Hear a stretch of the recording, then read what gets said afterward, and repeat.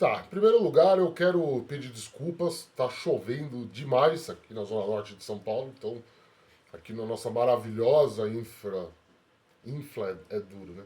Infraestrutura do Avante Meu Tricolor, dos estúdios do Avante Meu Tricolor, talvez vaze barulho de fundo. Eu juro que eu tentei consertar aqui o máximo possível, por isso até que esse vídeo tá demorando um pouquinho para sair, né?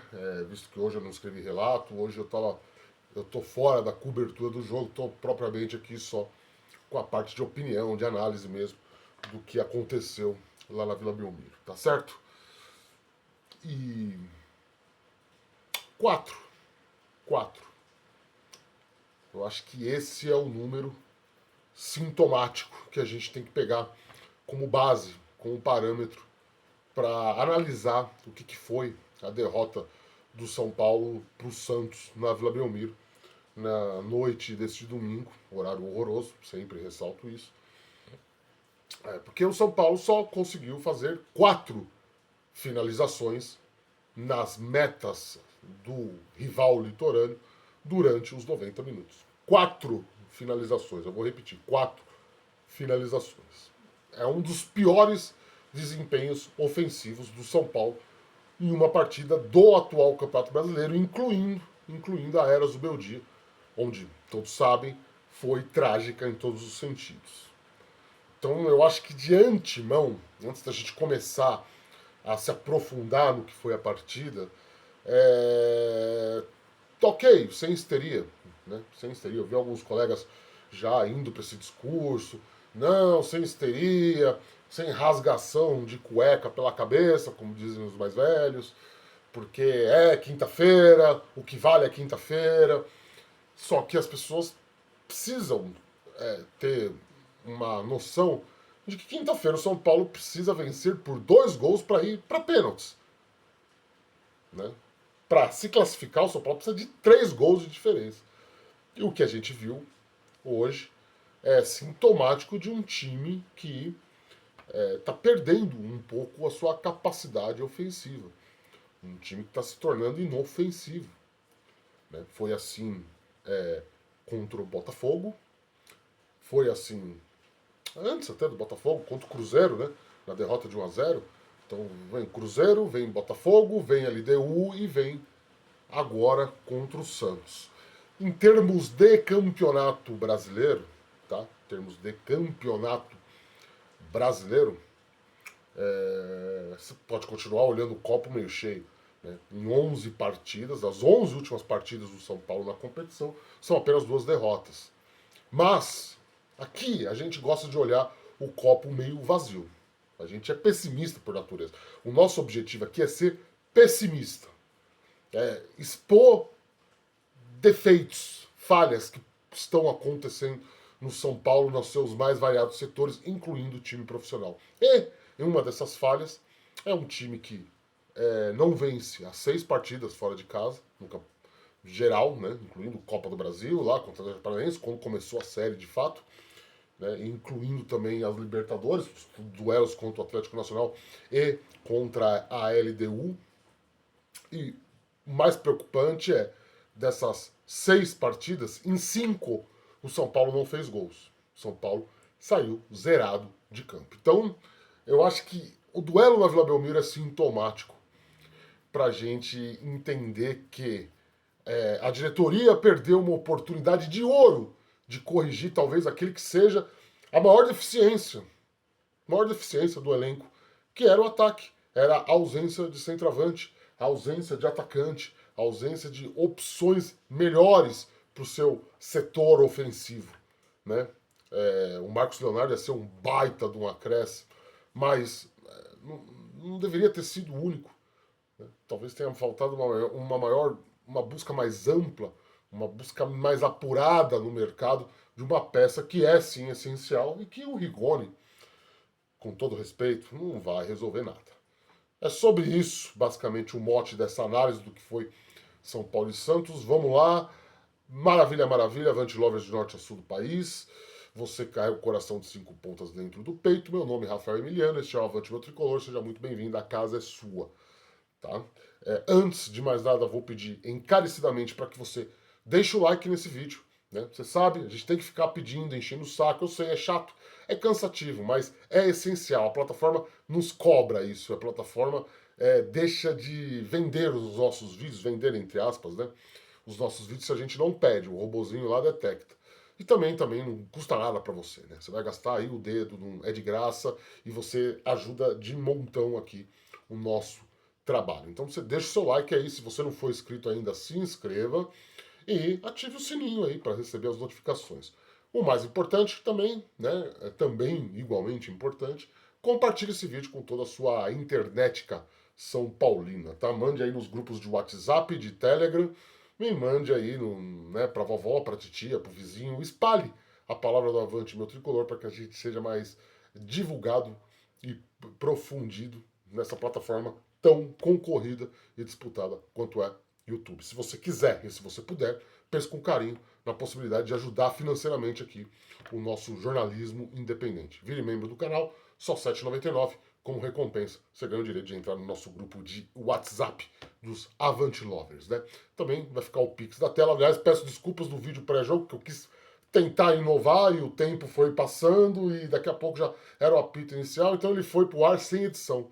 Então não tinha o QR Code do Pix na tela, não tinha a escalação na tela, peço perdão, vamos melhorar isso. Você sabe, Avante Meu Tricolor eternamente se aperfeiçoando aqui para trazer o melhor para você. Então você, o Pix vai estar na tela aqui, o QR Code, bonitinho, mas também tem a opção do Amei aí embaixo que você aperta e faz sua doação aqui pela própria plataforma, caso você não queira se tornar sócio, entre aspas, né, desse clubinho.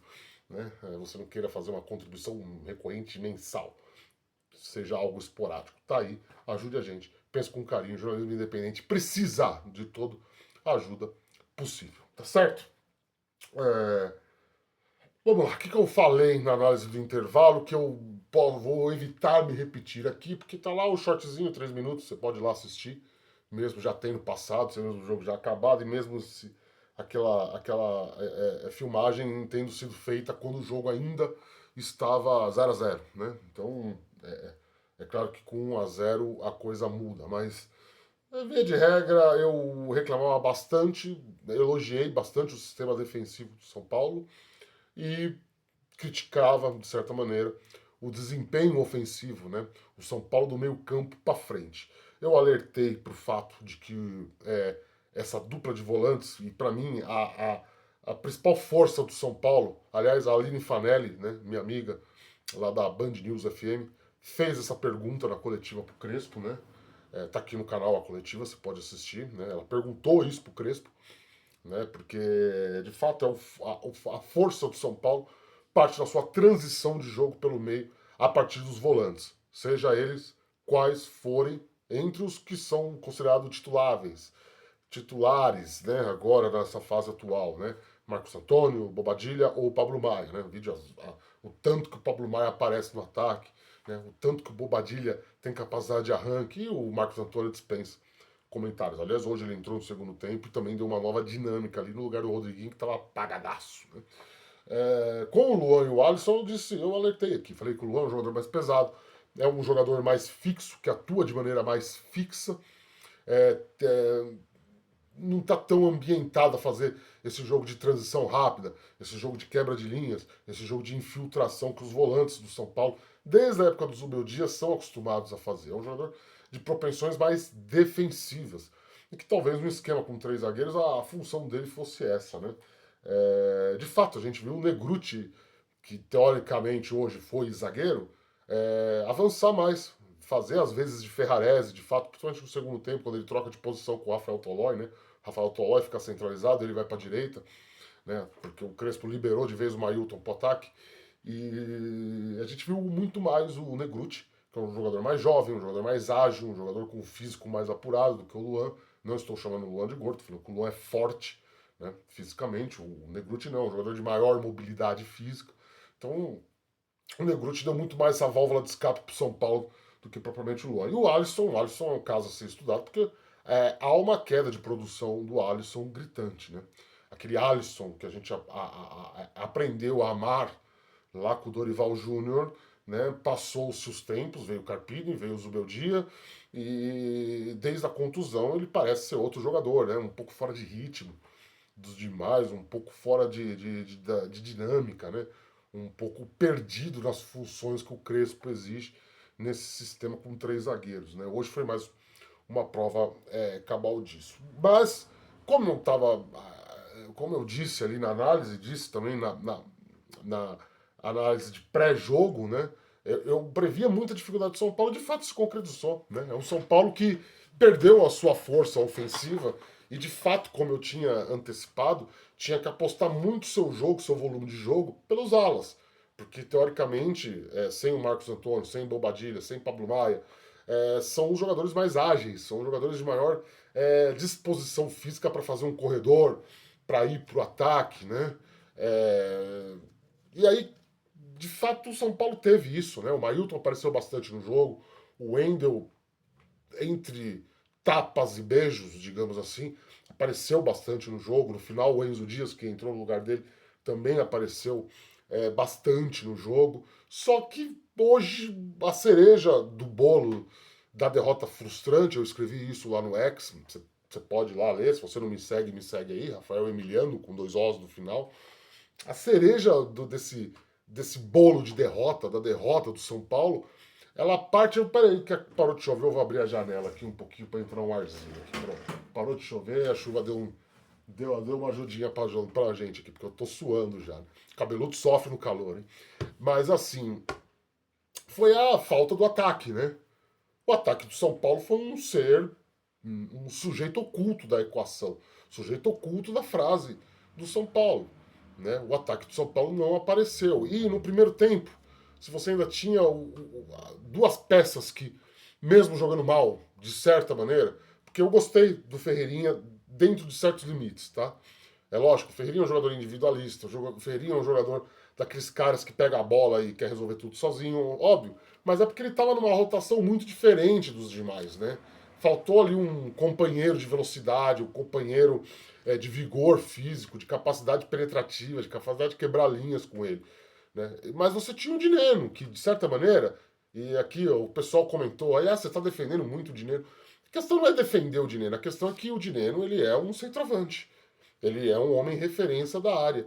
E na minha modesta avaliação, era essa, como eu disse no começo desse vídeo, não era isso que o São Paulo estava procurando no mercado, não é isso que o São Paulo precisava, não é isso que o São Paulo sente falta, não é isso que o São Paulo tem 3 jogadores no departamento médico que muito provavelmente o Caleri talvez volte esse ano, mas muito provavelmente só vão estar à disposição no ano que vem. E aí o clube se desesperou para ir no mercado e tal, porque sabe a necessidade, sabe que falta, e aí você tem o dinheiro. Né? Então, assim, você sacar o dinheiro da forma como ele saiu, né? Não está na lista dos potenciais contundidos aí, né? Que teve o Ferreirinha, que sentiu, teve o Luan, que sentiu, né? Teve quem mais que saiu que também pode ser. A princípio, só esses dois, né? O dinheiro foi muito por opção técnica.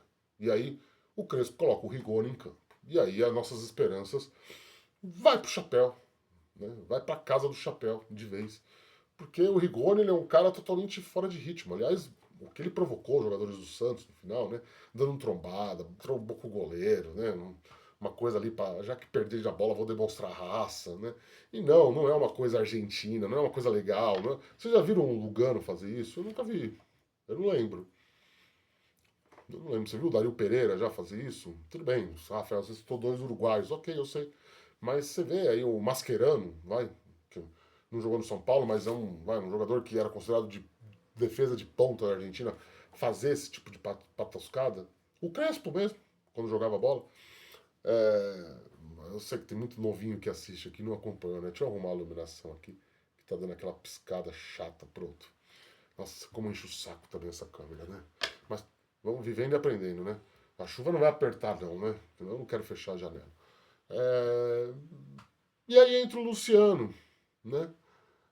E aí a gente teve na Vila Belmiro o mesmo ataque do primeiro tempo contra a LDU. E eu não tenho o que falar. Eu não tenho nenhuma novidade para acrescentar da análise que eu fiz do jogo do Equador. Eu não tenho. Porque é inoperante. É inoperante. É um time que, cara, tem a posse de bola, trabalha na intermediária, consegue quebrar linhas, consegue, pelo corredor, fazer, né, um jogo extremamente verticalizado, pelo corredor, fazer essa capacidade, penetrar na área. Mas não tem quem finaliza, cara. Não tem quem trabalha, né? O Luciano, só porque eu falei, a chuva vai apertar. Peraí que eu vou fechar de novo. Eita, nós. O Luciano, ele não tem eles bate cabeça com o Rigoni, né? Porque teoricamente eles são jogadores semelhantes. Não é um completa o outro. Não é, de certa maneira, ao entendimento. E o Rigoni é um jogador, desculpa a sinceridade, de muito pior nível técnico do que o Luciano. O Luciano é um jogador muito, mas muito melhor do que o Rigoni. Muito melhor do que o Rigoni. E o Luciano não sabe se ele volta para pegar a bola, porque sai o Rodriguinho, que fez uma partida ruim hoje, né? Vamos ser sinceros. Se ele volta para pegar essa bola, para trabalhar essa bola a partir da intermediária, vai, como um meio armador. Eu sempre bato na tecla que não, o Luciano não joga de meio, o Luciano joga de ponta de lança. Mas tudo bem, vamos lá, vamos pôr meio atacante. Aí você tem esse Luciano que volta para pegar a bola, e o Rigoni que sempre mal posicionado, lento, fora de rotação. Aí você tem a correria dos alas, principalmente do Mailton, né? Pode não ter sido uma partida esplendorosa do Mailton, mas é um cara que busca jogo, é um cara de impulsão, deu um trabalho ali, né, pro lateral esquerdo do Santos, né, o argentino lá, que fugiu o nome agora também, dane-se também. Né, Então, de certa maneira, no segundo tempo, São Paulo conseguiu trabalhar, conseguiu, cara, ocupar espaços, né, contou também com uma boa vontade do Santos, que recuou depois que fez o gol. Eu já vou falar do gol, tá? Só um minutinho. Mas faltou ataque, cara. Faltou ataque. O ataque é inoperante, né? E dói na alma você. Eu fiz um comentário no X lá, os Santistas ficaram revoltados. Os São Paulinos concordaram, mas os Santistas ficaram revoltados. Eu falei, hoje, na data desse vídeo, 21 de setembro de 2025, o Santos Futebol Clube tem muito mais opções no elenco de ataque capazes de mudar uma estruturação ofensiva da equipe do que o São Paulo. Essa é a verdade. O técnico, o Vojvoda, tem muito mais peças à sua disposição para mudar uma rotação de ataque, para tentar uma quebra de linha diferenciada, para buscar uma verticalização, para buscar jogadas mais pelo meio, de jogar com o homem mais fixado, como é o Tiquinho, de jogar com o Guilherme, que é criticado lá por eles da Baixada, lá, vive uma relação de amor e ódio, enfim, dane-se, é problema deles. Isso aqui não é canal de Santos, vai ver o Noronha lá no Eu Vim de Santos. Mas o Guilherme tem essa capacidade do Guilherme, tem o Neymar, quando joga, tem o Howie Hazer, que eu conheço muito bem, porque foi uma cagada do meu Benfica ter vendido para eles, porque além de perder um jogador promissor, não vai receber, que a gente sabe, né? Tem o Barreal, tem o cara lá, o Vitor Hugo, né, que veio do Flamengo, tem o Tassiano, que é xingado pra cacete lá por eles, lá, né, odiado, mas não deixa de ser uma opção. E o São Paulo tem Rigoni. E ponto, porque o técnico não escala o Luca, porque a diretoria vendeu todo mundo que tinha essa capacidade de entrar, mudar o jogo, buscar algo diferencial, trabalhar, entrar na rotação do Luciano para fazer uma composição mais aprimorada, uma composição de jogo ofensivo melhor. Não sobrou ninguém. Sobrou o Luca. E o técnico não usa. Ele tá errado em não dar tanta moral assim pro Luca? Talvez não, né? O jogador. Tá, Rafael, mas ele fez vários gols lá na Libertadores, tudo bem, mas tá, a gente talvez não esteja tão pronto assim, ok. Só que quem estava pronto, o clube vendeu a preço de banana. O clube vendeu o Lucas Ferreira, o clube vendeu o William Gomes, o clube vendeu o Henrique do Carmo. O que nos leva a uma análise bem incoerente de que quantos pontos o São Paulo conquistou, né? Já com o Crespo, tá? E aqui não é um ataque ao treinador, mas quantos pontos com o Crespo o São Paulo conquistou depois da entrada do Henrique do Carmo em campo? O esporte é um jogo desse. Né? O esporte é um jogo desse. Né? Então, assim, a diretoria fez essa opção. Quem decidiu por isso foi a diretoria. Foi a diretoria do São Paulo, foi o senhor Carlos Belmonte, foi o senhor Muricy Ramalho, foi o senhor Rui Costa, foi o senhor Chapecó, foi o senhor Nelsinho e principalmente foi o senhor Júlio Casares. Eles optaram por esse elenco bosta e desestruturado. Porque sim, é um elenco bosta. Ofensivamente é um elenco fraco. São Paulo se enfraqueceu. Quando voltar o Lucas, quando voltar o Oscar, o São Paulo pode ganhar mais opções? Pode. A entrada do Oscar resolve esse problema de articulação. Que eu nem citei muito nesse vídeo aqui. Né? Nem citei muito esse vídeo porque no segundo tempo melhorou com o Marcos Antônio. O Marcos Antônio é um cara que se encontrou nessa função. E tá tudo bem, tá tudo certo. A culpa não é da articulação propriamente dita. O São Paulo necessariamente não sente falta de um cara que pensa melhor o jogo. O que o São Paulo sente falta é de um cara que trabalhe opções ofensivas bem apuradas, trabalhe melhor jogadas ofensivas e que tenha um entendimento maior que o Luciano. O Rigoni não tem, o Rigoni não dá, o Rigoni não pensa, o Rigoni não tem qualidade. Simples assim. Então, óbvio que voltando o Oscar, voltando o Lucas, eu e o Márcio sempre batemos a tecla que ele vai testar o Lucas como atacante, ele vai fazer isso, porque ele vai ter que fazer isso, já que também há uma teimosia de não abrir mão desse 3-5-2 também de jeito nenhum, né? E ele deu aquela esperança pra gente, né? Que talvez as coisas mudassem e as coisas não mudaram, ele não muda o esquema, né? Ele não tenta jogar com três homens na frente, com pontas, né? Ele não, o Mailton é um cara que dá para jogar como ponta direito. Então você tem o Ferreirinha, tem o Mailton. Então você tem esquematizações que você pode buscar, né? É, sem desagradar, independente da opinião de vocês, torcedores, e que se dane também, de certa maneira, né? Tem que se testar, já que a diretoria, repito, a culpa é da diretoria, já que todos eles venderam os moleques que entravam e davam esse gás, davam esse diferencial, buscavam esses espaços, articulavam melhor o último terço de campo, não articular o jogo, né? Não pensar, não armar, mas articulação ofensiva. E o que a gente viu hoje foi um retrato disso. O que a gente viu na quinta-feira foi um retrato disso. E o que a gente viu contra o Botafogo, ganhou de 1-0, tá, ok, mas o São Paulo pouco atacou, pouco produziu, ofensivamente falando. Contra um adversário que dava pra fazer 2, 3, 4 gols. Contra o Cruzeiro, mesma coisa. Então, é um problema que se tornou crônico. É um problema que se tornou crônico. Um seguidor meu disse lá no X, eu não lembro o nome, senão eu juro que eu falava, né? Que justamente quando você joga com dois atacantes, joga com o Ferreirinha, o outro cara, no caso o Dineno hoje, né, sempre vai parecer que ele é pior, porque o Ferreirinha é um cara individualista. O Ferreirinha tem um arranque, tem uma explosão, tem uma impulsão, tem uma velocidade, tem uma intensidade que centroavantes não tem.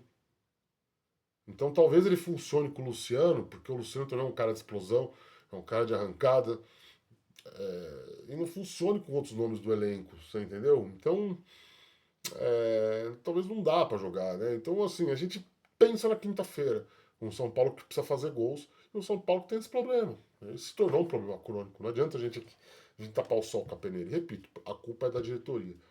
Do gol, vamos falar do gol, já tá com 23 minutos esse vídeo, quer ver? Já tá há muito tempo já, né? Cara, uma infelicidade que eu digo não azar, falta de sorte, uma infelicidade do sistema defensivo, que estava muito bem no jogo e terminou o jogo bem. Né? É claro, eu já fiz essa avaliação no intervalo, né? Eu não sei se as pessoas assistem todos os vídeos tudo que eu falo, se elas gravam, né?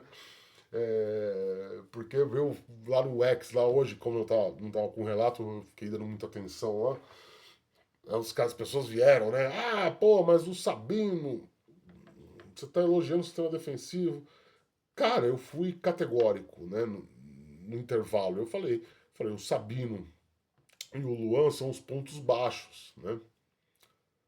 São os pontos baixos. O Sabino muito. O Sabino é um cara que erra, dá umas pichotadas, né? Já tinha dado a pichotada no primeiro tempo, que eu comentei aqui. E no segundo tempo, ele também, ele sobe pro ataque, demora para voltar. Cara, não era nem bola parada. Então não dá nem pra você falar que o time treinou essa situação, porque cruzamento na área, pô, de novo, né? Lá no jogo do Equador, o cara arranca nas costas do Cedric e invade a área. Hoje, no jogo, cara, o Mailton, coitado, tá lá olhando o cruzamento, né? Não é um cara provido de muita estatura física, vamos ser sinceros. E o cara do Santos chega atropelando ele, né? O Guilherme chega atropelando ele, né?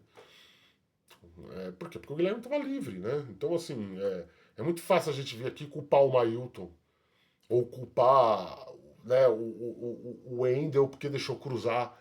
Mas a zaga estava totalmente desestruturada. Por quê? Porque o seu Sabino tinha subido para ataque e não voltou a tempo de fazer a recomposição. Então foi um erro. É um gol decorrente não de um trabalho mais apurado do Santos. Não.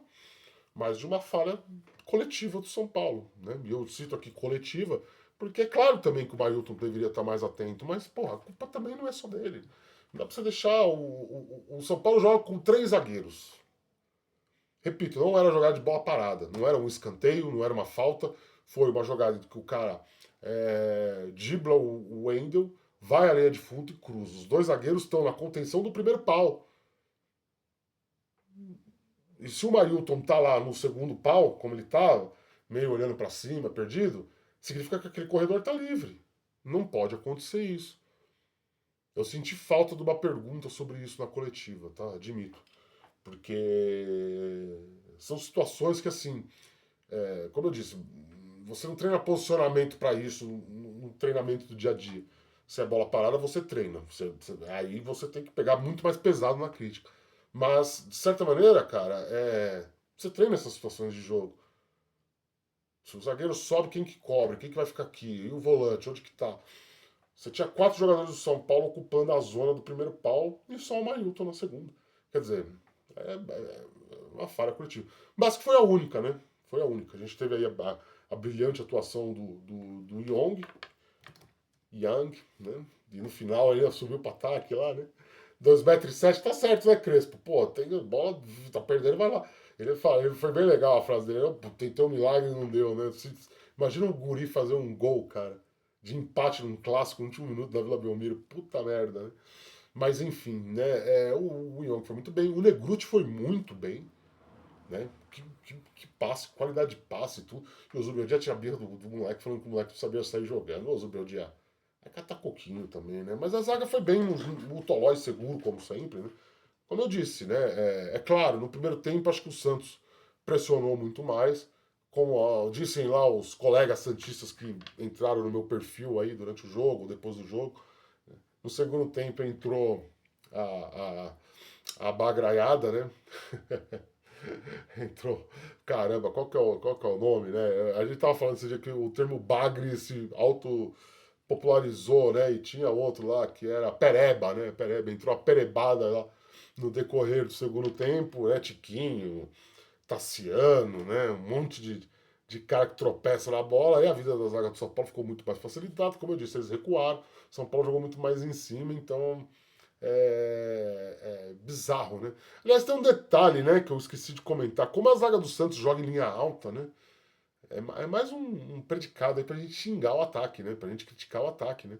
Como que você não consegue contra-golpear uma zaga que joga em linha alta o tempo inteiro, cara? O tempo inteiro, cara. Pelo amor de Deus, né? Nossa senhora. Me dá mais raiva do ataque. Pra mim, eu não vou pegar no pé da defesa. Tá, erro coletivo. Se não tiver erro no futebol, não sai gol. A verdade é essa. Não sei se o cara dá uma de Pelé, né? Aproveitando que é jogo com o Santos, vamos parafrasear, né? Pega uma bola de basquete e entra com bola e tudo. Aí, porra, aí sim, né? Agora, gols sempre são decorrentes de falhas individuais ou coletivas. Não tem como fugir dessa norma, né? E, pô, né? Por isso que eu passo um pano pra defesa, mesmo pro Sabino, tá? Mesmo pro coitado do Sabino, tá? Pro reserva tá bom, né? O Sabino, pra mim, pra reserva lá, eu falei no Fernando, ó. Eu falei no Noronha, né? Felipe Noronha, eu falei Fernando. Nossa, tô bem, já tô com sono já. Falou, ele tem uma frase que ele fala: o ruim de você ter cara ruim no elenco, o mal de você ter cara ruim no elenco, é que um dia ele joga. Né? Isso é algo para se pensar, mas de certa maneira, cara, a zaga foi a menos das responsáveis pelo placar. Ah, claro, falhou no único lance de gol, Rafael, sim, mas o ataque poderia ter revertido isso, tendo o pé mais afiado. Tá? Acho que eu já falei demais, tá?